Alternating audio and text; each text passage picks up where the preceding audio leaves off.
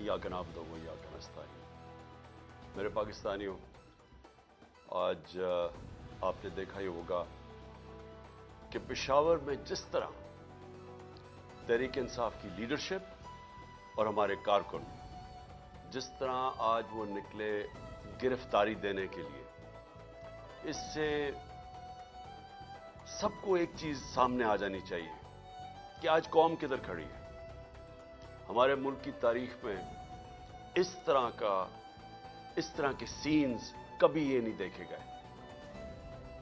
एक वक्त पे जो मूवमेंट चली थी पीएनए की 70 की दिहाई में, उसमें भी गिरफ्तारियां होती थी, लेकिन 4 या 5 लोग जाके अपनी गिरफ्तारी देते थे। ऐसा कभी सीन नहीं हुआ कि इतनी तादाद में लोग आए और लीडरशिप के साथ, मैं खास तौर पे कहना चाहता हूं कि लीडरशिप के साथ जाके अपनी गिरफ्तारियां दें। से हमारी हुकूमत गई 10 अप्रैल के बाद पिछले साल, जो हमारे लोगों से इन्होंने किया है, मैं जनरल मुशर्रफ के मार्शल लॉ में मैंने कभी इस तरह का जुल्म नहीं देखा। जिस तरह इन्होंने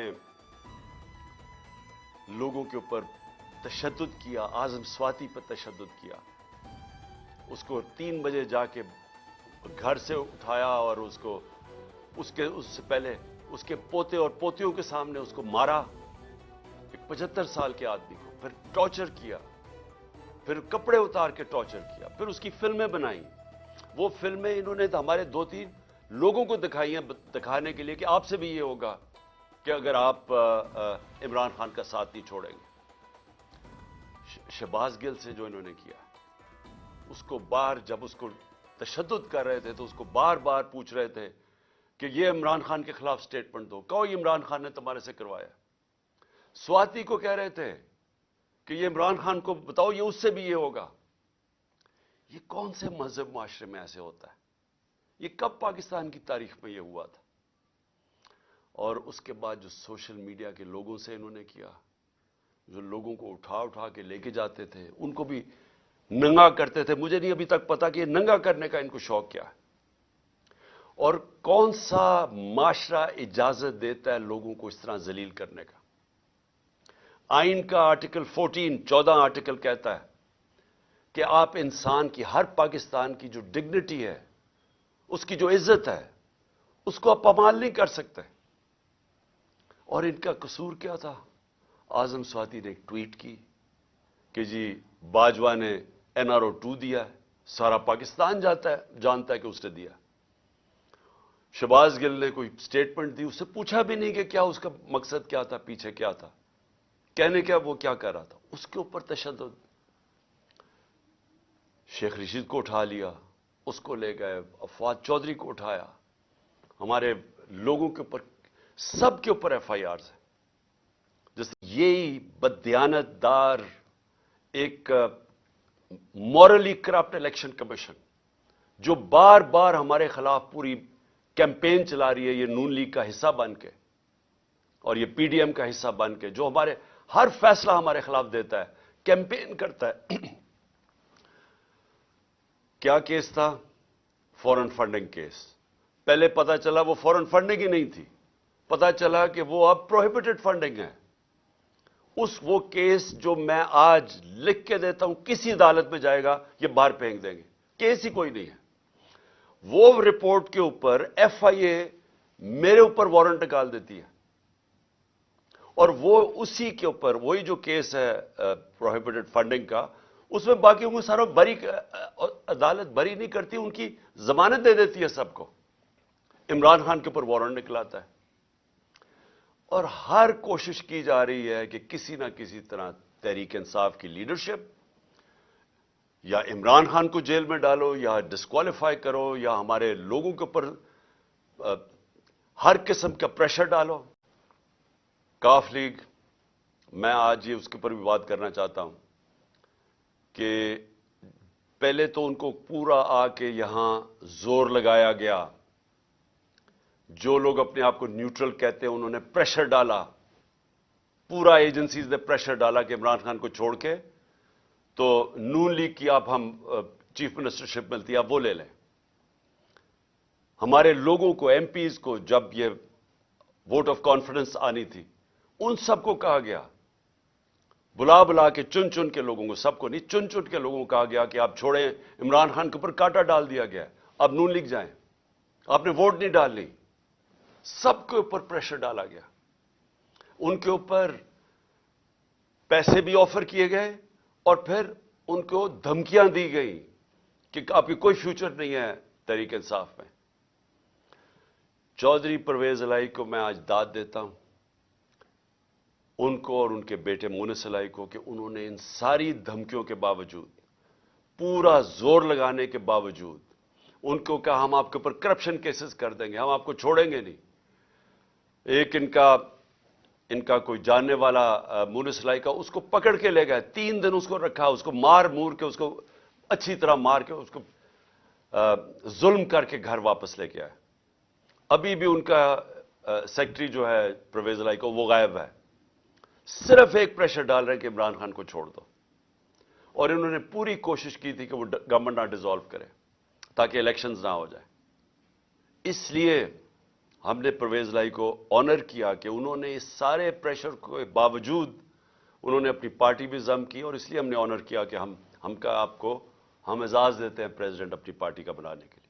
जिस तरह की तकरीरें की जा रही हैं, मैं ये सवाल पूछता हूं कि क्या जब केस सब जुडिस हो, सुप्रीम कोर्ट में केस हो, क्या सुप्रीम कोर्ट के जजेस के खिलाफ इस तरह की जबान इस्तेमाल करने की किसी को इजाजत है?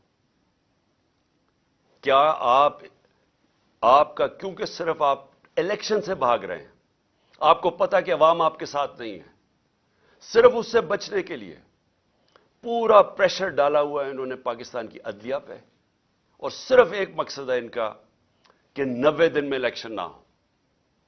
मेरा सवाल यह है कि आर्टिकल 224 पाकिस्तान के आइन का, उसमें कोई गुंजाइश है कि जब असेंबलीज डिसॉल्व होती हैं तो उसके 90 दिन के बाद इलेक्शन होना चाहिए?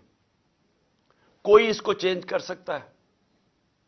यानी इसकी कितना भी आप अपना ज़हन इस्तेमाल कर लें, जितने अच्छे वकील ले आए, मुझे यह समझा दें कि 90 दिन के बाद कैसे हो सकता है कि हुकूमत यह केयरटेकर चल सकती है। और जो दूसरी वजह है, मेरी एहतजाज की जो दूसरी वजह है, वो मैं भी आपको बता दूं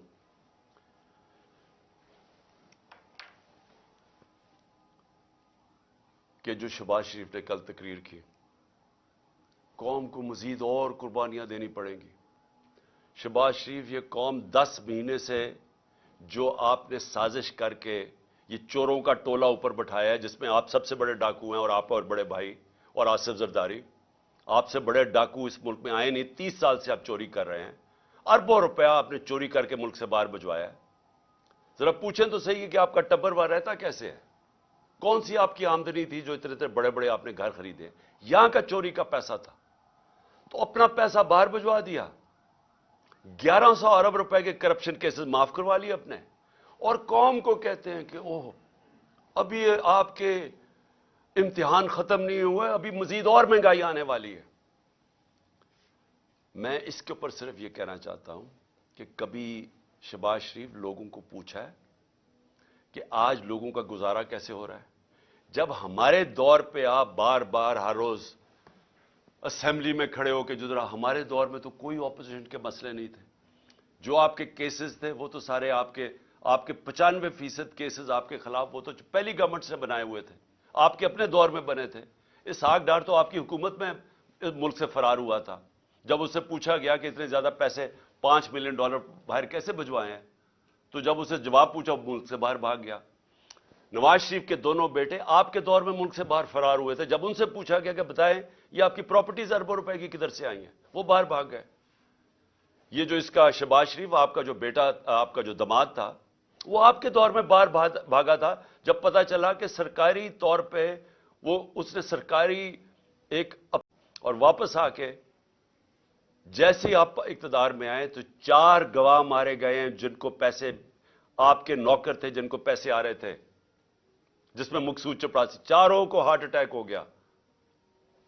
कोई इतनी उम्र भी नहीं थी उनकी, चारों को ये एकदम आते साथ ही 2 महीने में अटैक हो गया। और सबसे बड़ी बात, کہ جو انویسٹیگیٹ کر رہا تھا، جو آپ کا FIA کا انویسٹیگیٹ ڈاکٹر رضوان تھا، اس کو بھی ہارٹ اٹیک ہو گیا اور آپ نے سارے اپنے کیسز معاف کروا لیے اور لوگوں کو کہہ رہے ہیں کہ جو اور قربانیوں کے لیے تیار ہو جا۔ 30,000 جس کا تھا پچھلی اپریل میں جب نے سازش کر کے ہماری گورنمنٹ گرائی تھی، وہ آج صرف 20,000 کی چیزیں خرید سکتا ہے۔ آج کل کی مہنگائی میں 20,000 کی چیزیں خرید سکتا ہے، جس کا 30,000 مہینے کی تنخواہ تھی پچھلی اپریل میں۔ جو لاکھ روپے کماتا تھا جو گھر، اس کی صرف خریدار کی پاور 70,000 رہ گئی ہے۔ اور ابھی آپ جب مزید اور مہنگائی کریں گے تو یہ اور وہ نیچے ان کے پاس تنخواہوں کے اندر کبھی پورا ہی نہیں ہو سکے گا کہ وہ کس طرح بچوں کا پیٹ پالیں گے، اور آپ کہہ رہے ہیں ابھی اور مہنگائی ہوگی۔ تو یہ قوم آپ سے صرف ایک چیز مانگتی ہے کہ جو بھی آپ نے سازش کر کے وعدے کیے تھے نا کہ میں ایک دم پنجاب سپیڈ لا کے تو پاکستان کو اٹھا دوں گا، میں ترقی کر دوں گا، وہ ساری سوشل میڈیا پہ آپ کی سٹیٹمنٹس چل رہی ہیں۔ دیکھو میں آتے ساتھ ہی 6 مہینے میں کیسے پاکستان کو اٹھاتا ہوں۔ جب ایک جمہوریت کے اندر آپ اپنے وعدے پورے نہیں کر سکتے اور لوگوں کی کمر توڑ دیتے ہیں مہنگائی کے ذریعے، آج گھروں کے اندر مشکل پڑی ہوئی ہے، گھروں میں پاکستان میں یہ فیصلہ کن وقت ہے۔ اس ملک کی تاریخ بھری ہوئی ہے کہ اس طرح کے یا یہ جو طاقتور جو قانون کو اپنے آپ کو اوپر سمجھتے ہیں، یا وہ اس ملک کو پریشرائز کرتے ہیں اپنی عدلیہ کو کہ وہ ہٹ جائیں آئین سے، یا وہ انصاف دینے سے پیچھے ہٹ جائیں، یا تو وہ پریشرائز کرتے ہیں، وہ یہ جو نیوٹرلز کہتے ہیں ان کے پریشر میں مارشل لا لگتا ہے، یہ قائم توڑ دیتے ہیں، اور یا پھر یہ جو دو مافیا خاندان ہیں۔ ہم یاد کرانا چاہتا ہوں اس ملک، اس قوم کو، انہوں نے اس ملک کی تاریخ میں واحد ڈنڈوں سے سپریم کورٹ کے اوپر حملہ کیا۔ جسٹس سجاد علی شاہ کی ریپوٹیشن ساری جوڈیشری جانتی ہے، ایک دیانتدار آدمی تھے، وہ ان کو بھگایا، اور پھر یہ تاڑڑ جو تھا پرانا، جو بریف کیس لے کے گیا کوئٹہ اور وہاں ججز کو خریدا گیا، یہ انہوں نے کیا، وہ یہ ان کی تاریخ ہے۔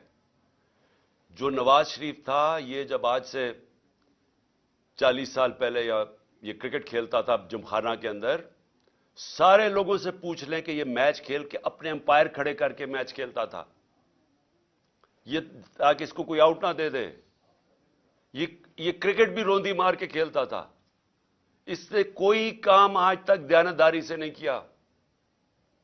اس نے کبھی بھی جوڈیشری کو دیانتداری سے فنکشن کرتے نہیں دیکھا۔ جب وہ فون کال ہے کہ شہباز شریف کال کر رہا ہے جسٹس جس کو بھی کہ جی یہ بے نظیر کو یا سیف الرحمان، شہباز شریف کچھ اور سزائیں بتا رہے ہیں کہ جج صاحب ان کو یہ 3 سے 5 سال کی سزا دی جائے، یہ ان کو ویسے جج چاہیے۔ ان کو کبھی بھی آزاد عدلیہ، جس طرح سجاد علی شاہ جیسے جج تھے، وہ کبھی بھی ان کو گوارا نہیں تھے، اور بیٹی کا بھی یہی حال ہے، اور ابھی شہباز شریف بھی وہ بھی بول رہا ہے ججز کے اگینسٹ۔ صرف آرٹیکل 224 پڑھ لیں آئین کا، مجھے یہ سمجھا دیں کہ کیسے 90 دن کے بعد کیسے ہو سکتا ہے کہ 90 دن سے آگے الیکشن جائے۔